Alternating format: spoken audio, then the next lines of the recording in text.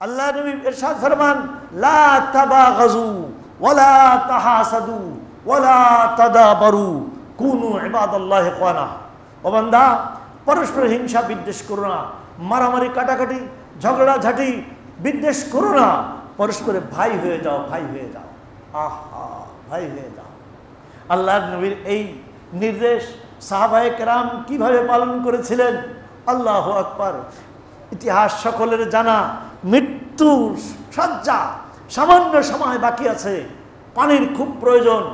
পানিওয়ালা সেবা শুশ্রূষাকারী টিম পানি নিয়ে গেছেন, মুখে পানি দিচ্ছেন, এমন মুহূর্তে আওয়াজ আসছে পাশের থেকে, বুঝছেন যে বলার শক্তি নিয়ে আঙ্গুল দিয়ে ইশারা করছে, আমাকে দিও না, তাকে দাও। ঠিক এরকম ঘটনা, একজন দুজন নয়, সপ্তম জনের পরে আবার প্রথম জনের কাছে ফিরে আসছে, দেখে যে নাই, দুনিয়া থেকে চলে গেছেন। দ্বিতীয় জনের কাছে গেছেন, নাই, দুনিয়া থেকে চলে গেছে। এইভাবে করে সপ্তম জনের কাছে আবার ফিরে গিয়ে দেখে উনিও নাই, দুনিয়া থেকে চলে গেছে। এই ইতিহাসকে আমাদের মুখে বলা শোভা পায়? আমি তো মনে করি আমাদের মুখে বলা শোভা পায় না।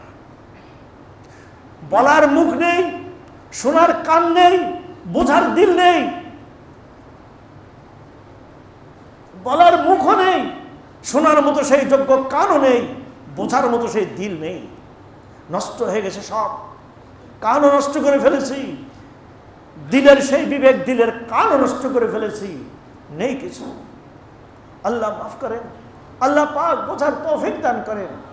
যে সাহাবায়ে কেরাম এক সময় এই ইসলাম গ্রহণ করার আগে যারা একে অপরের সাথে, এক গোত্রের সাথে আরেক গোত্রের যুদ্ধ, একদিন দুদিন নয়, জঙ্গে বাসুস, জঙ্গে দাহুসের ইতিহাস ঐতিহাসিকগণ লেখেন 40 বছর পর্যন্ত একটানা যুদ্ধ চলছে, 60 বছর পর্যন্ত একটানা যুদ্ধ চলছে। বাপ মারা যাচ্ছে, বলে যাচ্ছে ওই গোত্র আমাদের একজন হত্যা করেছিল, তাদের 10 জন হত্যা করা ছাড়া যদি ছেলে তুমি এই প্রতিশোধ যদি না নাও, তাহলে আমি পিতা চিরকাল, আমার রূহ, আমার দিল তোমার উপর অসন্তুষ্ট থাকবে। বাপ মৃত্যুর সময় ছেলেকে ওসিয়ত করেছে, আমার খানদানের একজন মারছে, তাদের 10 জন মারতে হবে। এই ছিল তাদের তালিম, এই ছিল তাদের শিক্ষা। আর নবী করিম সাল্লাল্লাহু আলাইহি ওয়াসাল্লাম কি শিক্ষা দিলেন? লা তাবাগাজু ওয়ালা তাহাসাদু ওয়ালা তাদাবারু কুনু ইখওয়ানা। হিংসা বিদ্বেষ মারামারি কাটাকাটি ঝগড়াঝাটি ছেড়ে দাও, একে অপরের ভাই হয়ে যাও। আল্লাহ, ক্যান্সার হলে মানুষ যতটুকু ভয় পায়, কিডনি ফেল করলে যতটুকু ভয় পায়, আমি মনে করি এই হাসাদ যদি বেড়ে যায় তাহলে এটা ওর চেয়ে কম না। মিসাল একবার দৃষ্টান্তর সামনে, এই যে লোকটাকে দিনের বেলায় পাথর মেরে রাস্তার উপরে তাকে কি করে দেওয়া হলো, শেষ করে দেওয়া হলো, তার লাশের উপরে নৃত্য করা হলো। চিন্তা করা যায়, আইয়ামে জাহেলিয়ত বলে, আইয়ামে জাহেলিয়ত, জাহেলির যুগ, জাহেলি যুগের এরকম একটা ইতিহাস আমি যতটুকু পড়েছি আমি পাইনি। আপনারা কেউ পেয়ে থাকলে আমাকে সন্ধান দিলে আমি উপকৃত হব। আমি আমার জানা মতে নিশ্চিতভাবে বলতে পারি, পুরা আইয়ামে জাহেলিয়তের এমন কোন দৃষ্টান্ত কেউ দেখাতে পারবে না। উন্নত বিশ্বের একটা সভ্য দেশের এই ইতিহাস, এই চিত্র দুনিয়ার সকল মানুষ দেখলো। আমরা কি বর্তমান আছি এই 2025 খ্রিস্টাব্দে আছি, না আমরা 1500 বছর পিছনে আছি? যদি তারও পেছনে কিছু থাকে, আমরা সে জায়গায় আছি। আমরা লেখাপড়া শিখে মানবতার বলি আওড়ায় আমরা যে পর্যায়ে পড়ছি, আমাদের এই পর্যায়ে আইয়ামে জাহেলিয়াতের লোক যদি আমাদেরকে দেখতো, তাহলে তারা মনে হয় সি করতো, থুতু ফেলতো। মোহতারাম হাজিরিন, আজকে পবিত্র জুমা প্রদেশ সামনে কোরআনে পাকের সূরা বাকারা থেকে 109 নম্বর আয়াত পড়ছি। হাদিসে পাক থেকে আবু দাউদ শরীফে বর্ণিত একখানা হাদিস, ইবনে মাজাহ এবং নাসাই থেকে বর্ণিত আরেকখানা হাদিস পড়ে শুনেছি।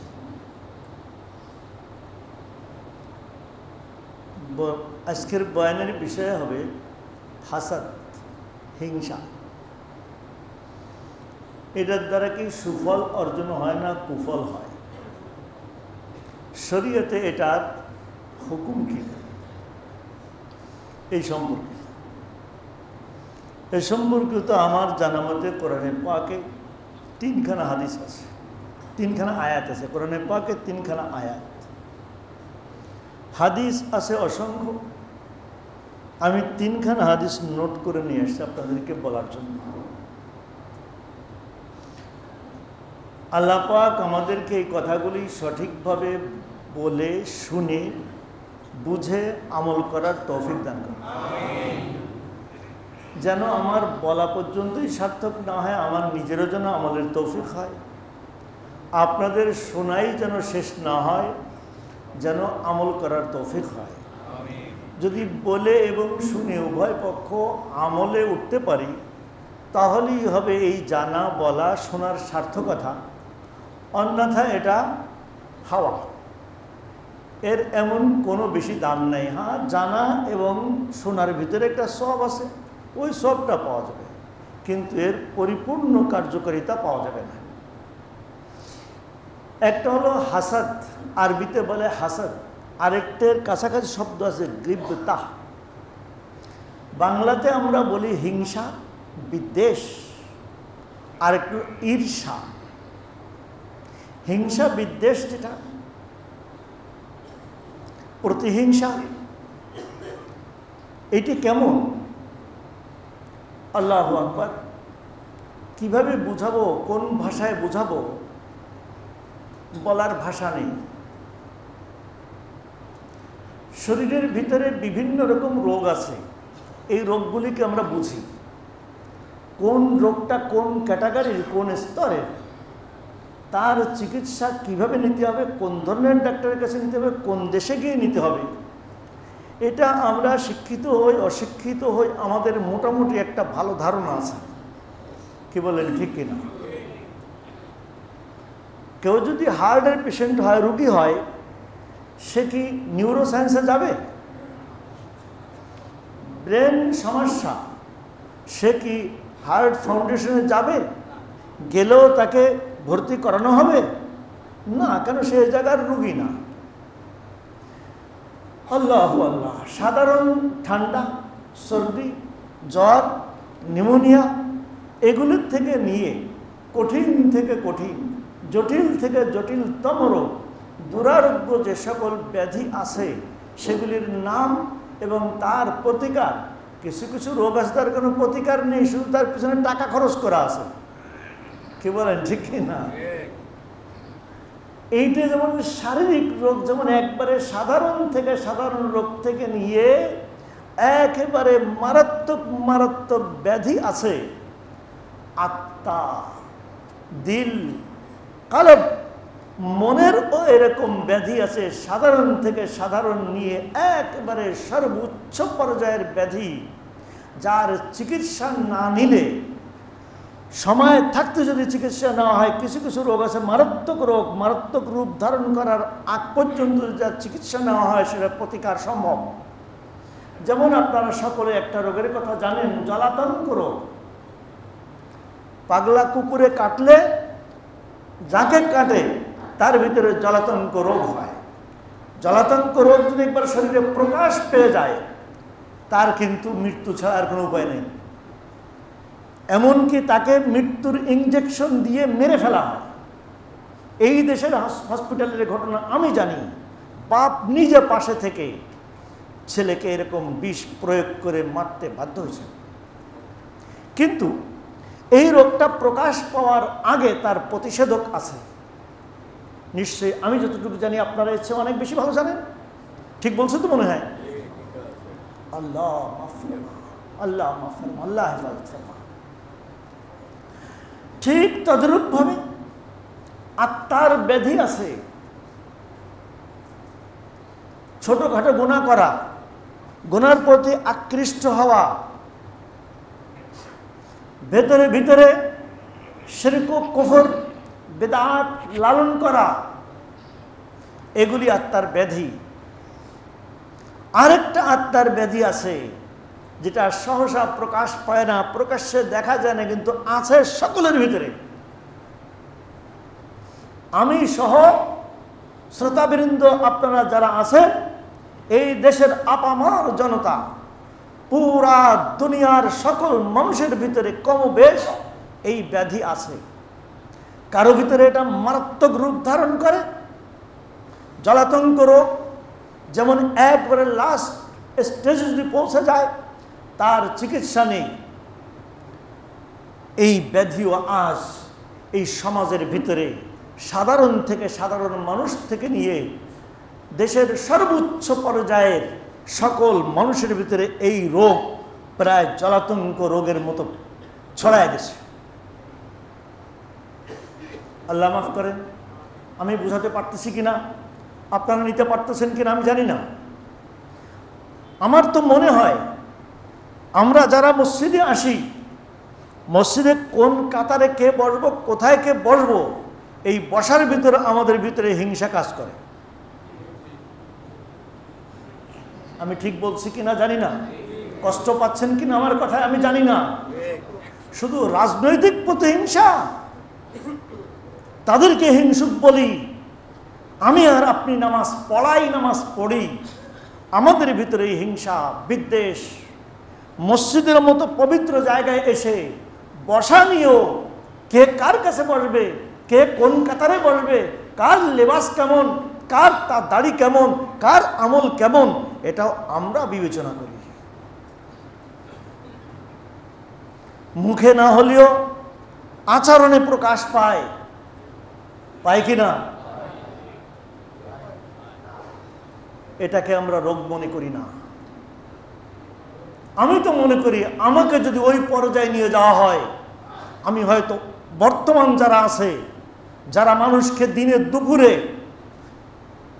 এই মানুষগুলি তারা যারা শরীয়তের বিধান সঙ্গে সার, পাথর মেরে পাথর নিক্ষেপ করে হত্যা করাকে যারা অমানবিকতা বলে, সেই মানবিক লোকগুলি এই দেশে দিনে দুপুরে রাস্তার পরে, অপরাধ হোক বা নিরপরাধ হোক সেটা হলো পরে বিচার, কিন্তু মারাটা, পাথর মেরে মেরে মারা, এত বড় নৃশংসতা, এটা কোনো মুসলমান না, এটা কোনো মানুষের কাজ হইতে পারে কিনা বলেন?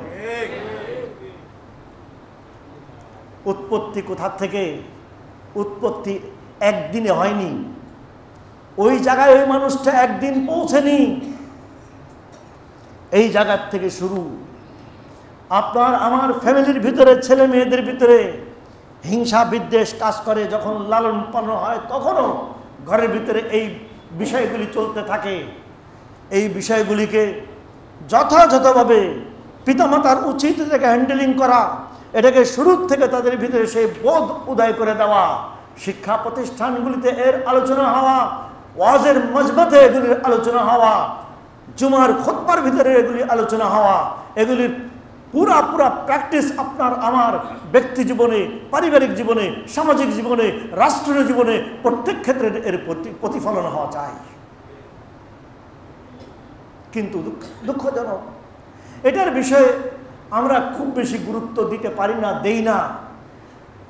দেই না যতটুকু দেই এটাও কম না। আলহামদুলিল্লাহ, আল্লাহ পাক, আমি বলবো যে বাংলাদেশের জনগণের সৌভাগ্য,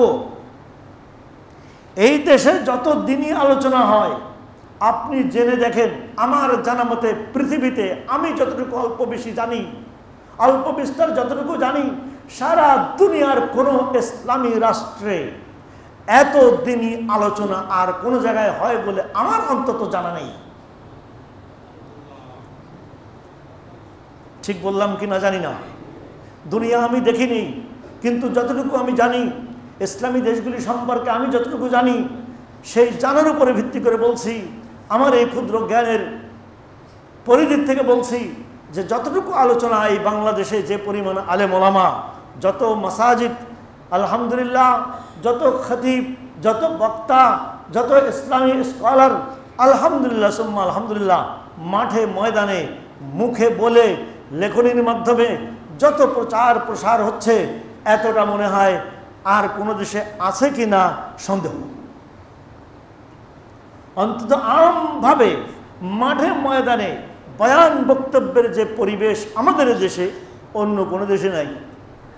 এতটুকু আমি একবারে নির্দ্বিধায় বলতে পারি। আল্লাহ মাফ করেন। এত কিছু সত্ত্বেও আমাদের পরে আল্লাহ পাকের করুণা আর মেহেরবানি, এটা তার সবচেয়ে একটা বড় প্রমাণ। গত করোনার সময় আমাদের সম্পর্কে সেই স্বাস্থ্য বিজ্ঞানীরা যে ভবিষ্যৎবাণী দিয়েছিল, তা থেকে এই দেশের মানুষ বেঁচে থাকার কথা ছিল না, ঢাকার কমপক্ষে 3 ভাগের 2 ভাগ কবরে যাওয়ার কথা ছিল। কি বলেন? সেই সমস্ত স্বাস্থ্য বিজ্ঞানীদের ভবিষ্যৎবাণী যা ছিল, তাতে মানুষ এমন একটা আতঙ্কিত ছিল। অন্তত পড়ালেখা মানুষ, আপনারা জেনারেল শিক্ষায় শিক্ষিত যারা, আপনাদের ভিতরে আতঙ্কটা যথেষ্ট বেশি ঢুকছিল। দুনিয়ার কোনো প্রতিষ্ঠান চলে নেই, কিন্তু আলহামদুলিল্লাহ মক্তবে বিন হেফজখানা তখনও চলছে বিভিন্ন জায়গায়। গত এই সপ্তাহে এক জায়গায় আলোচনা প্রসঙ্গে এক হাফেজ সাহেব, উনি ওনার মাদ্রাসা খুলে রাখছিলেন। আমরাও আমাদের মাদ্রাসা খোলা, কিন্তু জানলার পাশ দিয়ে 3-4 ফিট দূরের থেকে লম্বা কাপড় দিয়ে ঘিরে রাখছি, যে বাইরের থেকে রাস্তা যেন বোঝা না যায় যেখানে ছেলেপেলে আসে। রাত্রেবেলায় লাইট দিলে মোটা কাপড় দিয়ে দিছি। আমাদের মুরব্বীদের একটা কনসেপ্ট, একটা ধারণা এরকম ছিল যে আল্লাহর কালাম যদি বেশি বেশি পড়া হইতে থাকে, আল্লাহ আযাব দূর করে দিবেন, আল্লাহ পাক আযাব দূর করে দিবেন। আলহামদুলিল্লাহ ঘটছেও তাই। আমি যে প্রসঙ্গ বলতেছিলাম, হিংসা, বিদ্বেষ, এটা দিলের একটা রোগ। এই রোগটা কেমন রোগ? আমি জলাতঙ্ক রোগের সঙ্গে উদাহরণ দিচ্ছিলাম, যে জলাতঙ্ক রোগ যদি একবার ওর একটা স্টেজ আসে, ওই পর্যন্ত পৌঁছে যায়, যদি ছড়ায় যায় শরীরে, তখন আর এর কোনো প্রতিষেধক নেই। কিন্তু এর আগে আগে এর প্রতিষেধক আছে। একটা মানুষ আরেকটা মানুষকে গুলি করে মারে, জবে করে মারে, পিটাইয়া মারে। কেন মারে বলে? হিংসা ছাড়া আর কি? বলেন, প্রতিহিংসা ছাড়া আর কি? আমি রাজনৈতিক দল বলি, অরাজনৈতিক দল বলি, প্রতিবেশী প্রতিবেশীর সঙ্গে জুলুম করে কি করে না? ভাই ভাইয়ের সঙ্গে প্রতিদ্বন্দ্বিতা করে কি করে না? কার ভাগ বেশি হবে, কে জমিন কোনটা নেবে, এই তো। কার ভাগ কত হবে, কে জমি কোনটা নিবে, কে কোন ফ্লোর ব্যবহার করবে, এই তো। না আর কিছু? প্রতিবেশী ওয়ালটা কোন জায়গায় হবে, 1 ফিট এ পাশে না 1 ফিট ও পাশে, এই তো দ্বন্দ্ব। কে দুর্বল, কিভাবে আমার এই 1 কাঠাকে প্রতিবেশী দুর্বল তার 2 কাঠার সঙ্গে মিলে পুরো 3 কাঠা বানায় আমি একটা বিল্ডিং করে খাবো, আর ওই এতিমরা রাস্তায় রাস্তায় ঘুরে বেড়াবে। যার বাপ এক সময় ছিল যথেষ্ট প্রভাবশালী, আজ বাপ নেই, মা আছে থেকেও নেই, এমন প্রতিবেশীকে, এমন দুর্বলকে এলাকার থেকে উচ্ছেদ করার ইতিহাস এদেশে আছে না নাই? শুধু এই দেশে, ঢাকাতে আছে না নাই? আপনার আমার এই মিরপুর এরিয়াতে আছে না নাই? আছে। এদের মরা লাগবে না? এখন 3 কাঠা দখল করছে, মরার পরে কয় কাঠায় থাকবে? পাইবে কিনা তাও সন্দেহ আছে। অনেকের কি কবর নসিব হয়? অনেকের কবর নসিব হয় না। এই কথাটুকু চিন্তা করি না, অনেকের লাশও তো খুঁজে পাওয়া যায়নি। এই ইতিহাস তো দেশের নতুন না, অনেক পুরাতন ইতিহাস।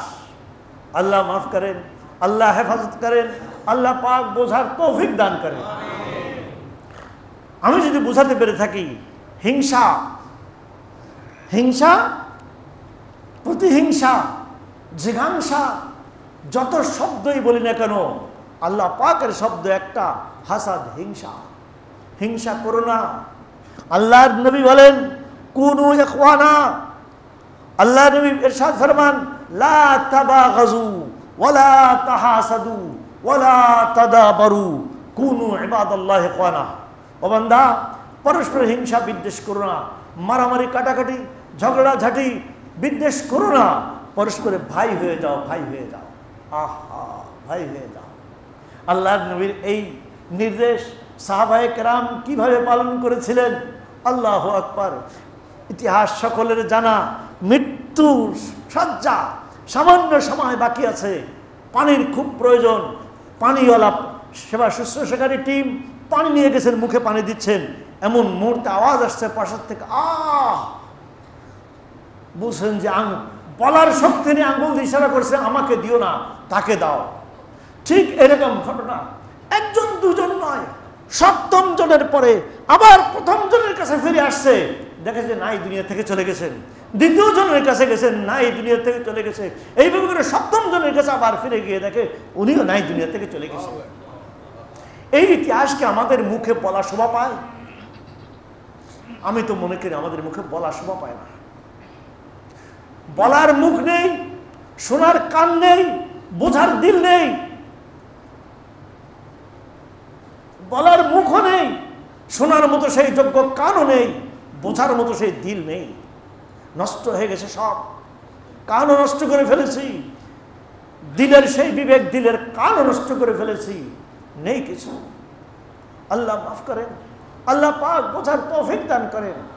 যে সাহাবায়ে কেরাম এক সময় এই ইসলাম গ্রহণ করার আগে যারা একে অপরের সাথে, এক গোত্রের সাথে আরেক গোত্রের যুদ্ধ, একদিন দুদিন নয়, জঙ্গে বাসুস, জঙ্গে দাহুসের ইতিহাস ঐতিহাসিকগণ লেখেন 40 বছর পর্যন্ত একটানা যুদ্ধ চলছে, 60 বছর পর্যন্ত একটানা যুদ্ধ চলছে। বাপ মারা যাচ্ছে, বলে যাচ্ছে ওই গোত্র আমাদের একজন হত্যা করেছিল, তাদের 10 জন হত্যা করা ছাড়া যদি ছেলে তুমি এই প্রতিশোধ যদি না নাও, তাহলে আমি পিতা চিরকাল, আমার রূহ, আমার দিল তোমার উপর অসন্তুষ্ট থাকবে। বাপ মৃত্যুর সময় ছেলেকে ওসিয়ত করেছে, আমার খানদানের একজন মারছে, তারা তাদের 10 জন মারতে হবে। এই ছিল তাদের তালিম, এই ছিল তাদের শিক্ষা। আর নবী করিম সাল্লাল্লাহু আলাইহি ওয়াসাল্লাম কি শিক্ষা দিলেন? লা তাবাগাজু ওয়ালা তাহাসাদু ওয়ালা তাদাবারু কুনু ইখওয়ানা। হিংসা, বিদ্বেষ, মারামারি, কাটাকাটি, ঝগড়াঝাটি ছেড়ে দাও, একে অপরের ভাই হয়ে যাও। আল্লাহ, হ্যাঁ, শত্রু হলে হতে পারে কে? মুহাম্মাদুর রাসূলুল্লাহ ওয়াল্লাযীনা মাআহু আশিদ্দাউ আলাল কুফার রুহামাউ বাইনাহুম তারাহুম রুকআন সুজদা ইয়াবতাগুনা ফাদলান মিনাল্লাহি ওয়া রিদওয়ানা সীমাহুম ফি ওয়ুজুহিহিম মিন আথারিস সুজুদ। আল্লাহু আকবার। মুহাম্মাদের অনুসারীরা তারা একে অপরের জন্য জানের দোস্ত, বন্ধু, প্রাণ দেওয়ার জন্য প্রস্তুত, কিন্তু শত্রুর ক্ষেত্রে সে কঠিন প্রাচীর সমতুল্য। শত্রুকে, মুসলমানের শত্রুকে অমুসলিম কাফের। সবচেয়ে বড় শত্রু হলো মুশরিক, এর পরের শত্রু হলো ইহুদি, 2 নম্বর শত্রু, 3 নম্বর শত্রু বলছেন খ্রিস্টান। আজ রাষ্ট্রীয় পর্যায়ে যদি তাকায় দেখি, একবারে আন্তর্জাতিক পর্যায়ে, যদিও আমাদের মতো এই আদার ব্যাপারী জাহাজের খবরের কোনো প্রয়োজন নাই, কিন্তু তারপরও বাস্তবতা বলছি যে একবার আন্তর্জাতিক পর্যায়ে রাষ্ট্রগুলির বন্ধুত্ব থেকে মুসলিম রাষ্ট্রের বন্ধুত্ব মুসলিম রাষ্ট্রের সঙ্গে না মুসলিমের সঙ্গে?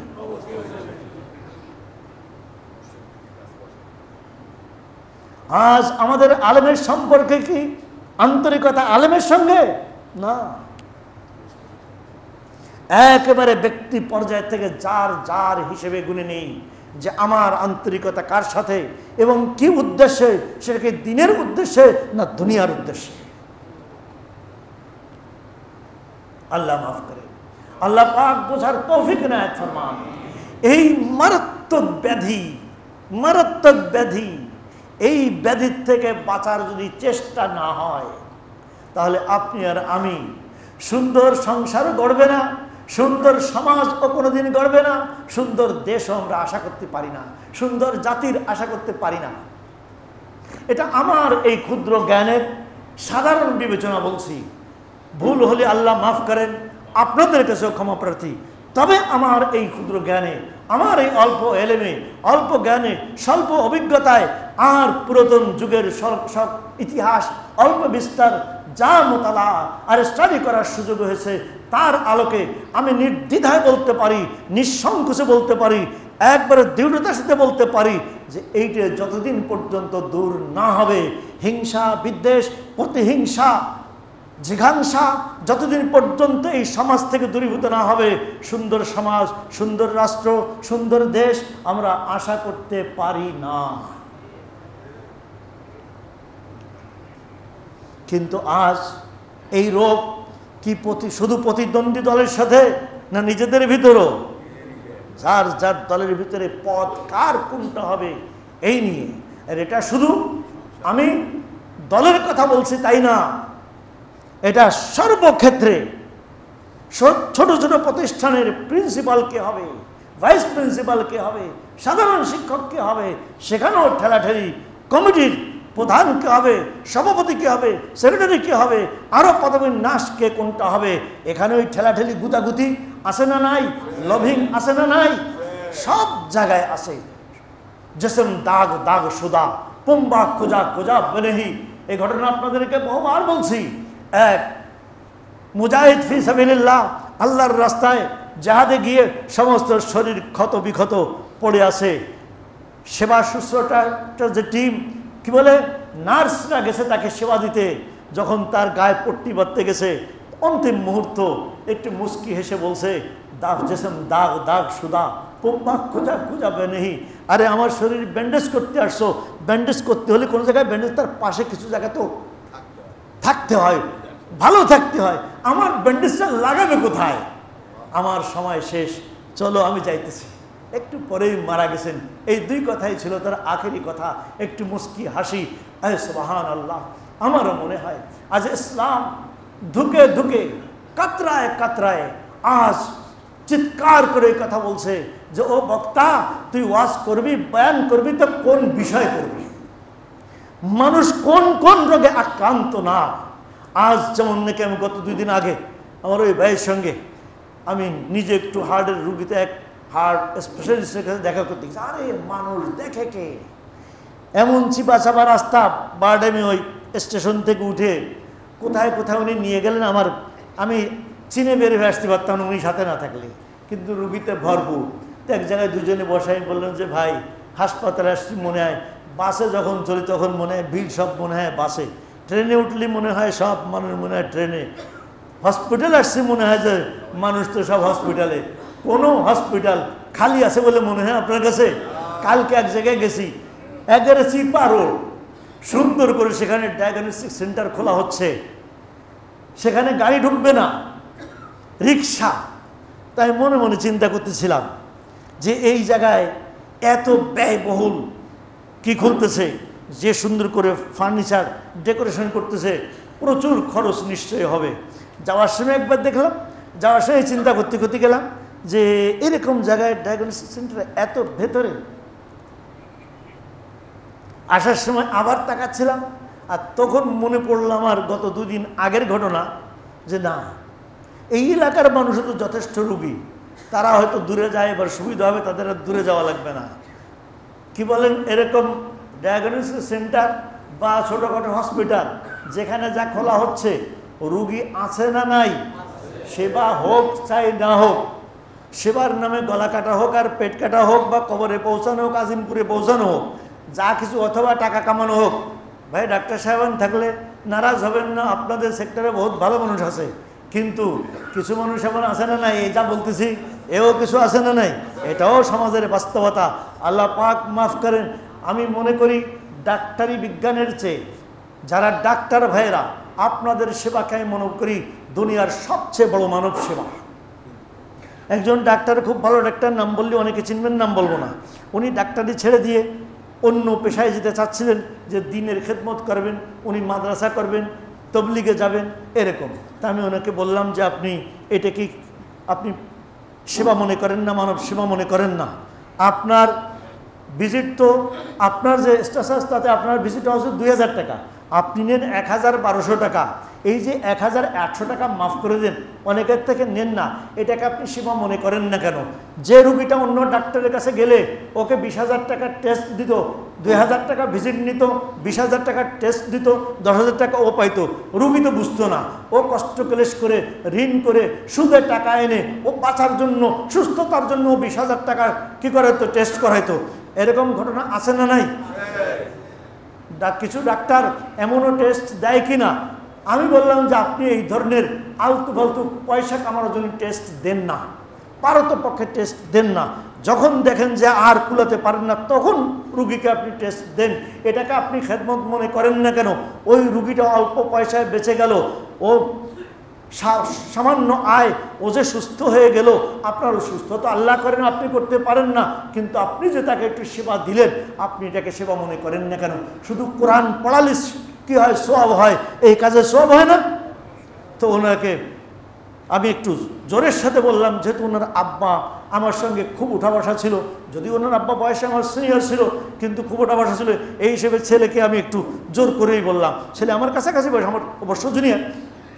তো ডাক্তার সাহেব কথাটা বুঝছেন, বোঝার পরে বলছে আচ্ছা ঠিক আছে, তাহলে আমি এটাই করব। উনি আলহামদুলিল্লাহ এখনও এই সেবা দিয়ে যাচ্ছেন। এরকম বহু ভালো ডাক্তারও আছেন। গরিব মানুষ গেলে টাকা দিতে না পারলে উনি মোটেই রাগ করেন না, উনি মনে কষ্ট পান না, বরং উনি বলেন যে হুজুর আমার তৃপ্তি লাগে যে একটা হলে একটা কাজ করতে পারলাম, আলহামদুলিল্লাহ সুম্মা আলহামদুলিল্লাহ। তবে আমি যে রোগের কথা বলছিলাম, এই রোগ কিন্তু আমার থেকে শুরু করে নিয়ে সবার ভিতরে কেউ বলতে পারবো না যে আমার ভিতরে নাই। হ্যাঁ, কারো ভিতরে কম, কারো ভিতরে বেশি। যাদের কম তারা আরো কমাতে চেষ্টা করে, যে যে পর্যায়ে আসে সেটাকে আরো কমায় আনতে চেষ্টা করে। আল্লাহর নবী শত্রুকেও ভালোবাসা শিখেছিলেন কিনা? আমরা অতটুকু যেতে না পারি, অন্তত আপন জনকে তো আপন করা শিখি, আপন জনকে আপন করে চলার চেষ্টা করি। আল্লাহ পাক আপনাকে আমাকে সকলকে এই কথাগুলি বুঝে, এইটা যে রোগ এইটা আগে বুঝতে হবে, যে রোগ এবং যেন তেন রোগ না। ক্যান্সার হলে মানুষ যতটুকু ভয় পায়, কিডনি ফেল করলে যতটুকু ভয় পায়, আমি মনে করি এই হাসাদ যদি বেড়ে যায় তাহলে এটা ওর চেয়ে কম না। মিসাল একবার দৃষ্টান্তর সামনে, এই যে লোকটাকে দিনের বেলায় পাথর মেরে রাস্তার উপরে তাকে কি করে দেওয়া হলো? শেষ করে দেওয়া হলো, তার লাশের উপরে নৃত্য করা হলো।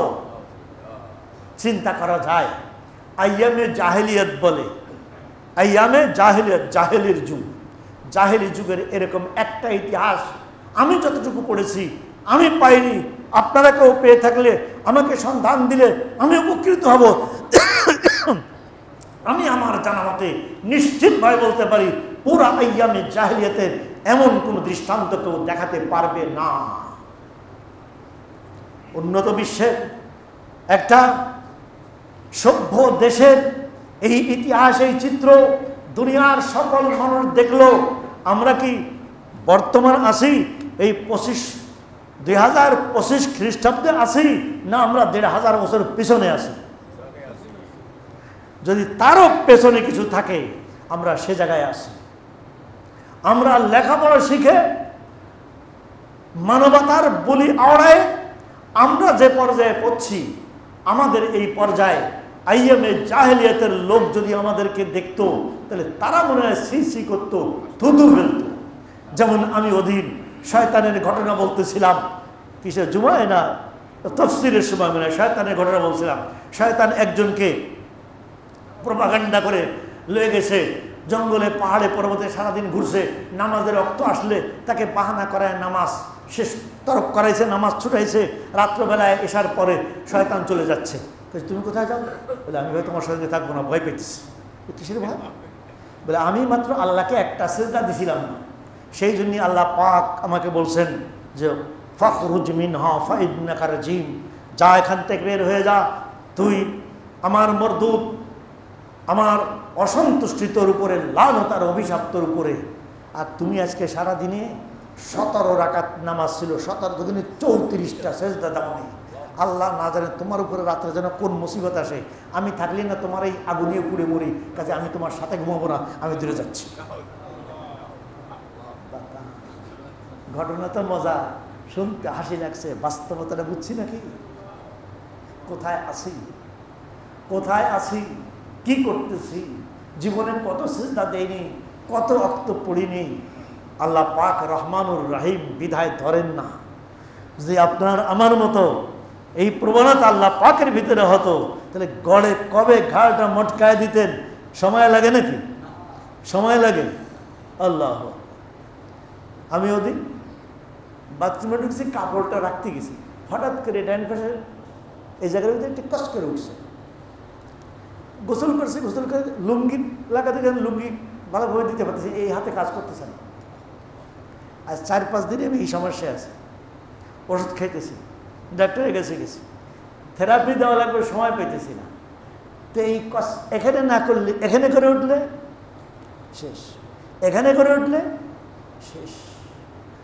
ইন্না বাতশা রাব্বিকা লাশাদীদ। মনে রেখো বান্দা, আল্লাহর ধরা বড় কঠিন ধরা, আল্লাহর ধরা বড় কঠিন ধরা। এই সব জায়গা সকল অর্গান কার হুকুমে কাজ করছে? আল্লাহ পাকের হুকুমে। আল্লাহ ধরলে যে কোনো সময় ধরতে পারেন।